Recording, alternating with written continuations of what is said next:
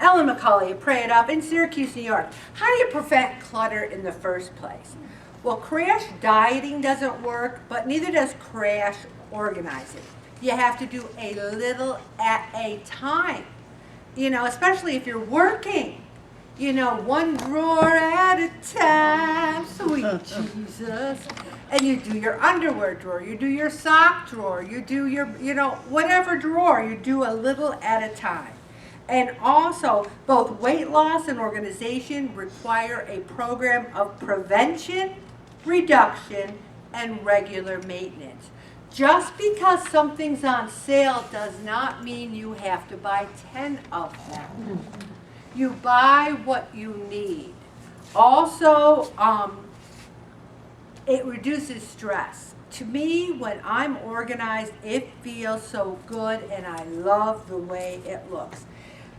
It says, control your clutter cravings. And then it gave examples. And let me give you the examples of people who go to these certain places. They're called garage sales, flea markets, souvenir shops, discount stores, used bookstores, or shoe stores, otherwise known as these are a few of my favorite things. I love all these things.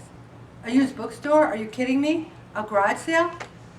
I have to be discerning. We think we're helping other people out. My daughter never watches the blog, but I buy her like brand new stuff for her and the kids. So Bob and I visited, and we looked around her house. I did not see one thing that I ever gave them. So isn't that incentive to stop going to garage sales and buying things? Give them money instead. Let them buy the junk they don't want to get rid of themselves, their own stuff. You don't give them things they might not want. You can stop unsolicited mail. I know Al and Jean, for 2 people, must get 10 charity pieces of mail a day. You give a couple bucks to a charity, they will haunt you the rest of your life. What you have to do is pick who you want. You say, I want St. Jude's, I want the Holy Family, and the disabled veterans. And everybody else, you send them a letter, please take me off your list. Unless you like getting all that mail. Some people do. Also, don't always accept freebies.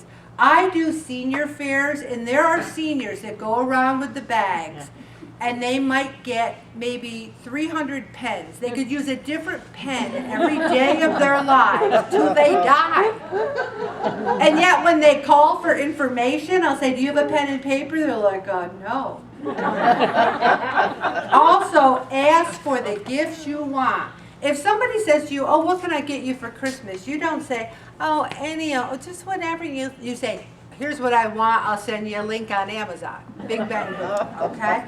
You can burn calories while you clean. And what's really funny is you people think you burn so many. Listen to this.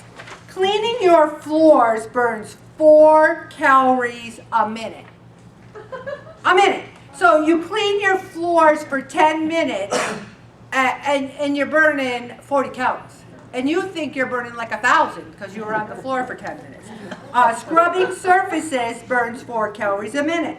Now they're saying what you should do is, if you're mopping, you shouldn't just mop, you should mop and lunge and do this and lunge and mop.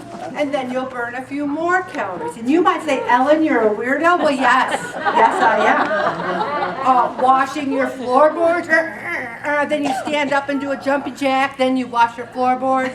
You want to burn calories, you're not going to do it by going, okay? So this adds all the calories that you can get. I put in this beautiful recipe here, winter beet, pecan, and blue cheese salad.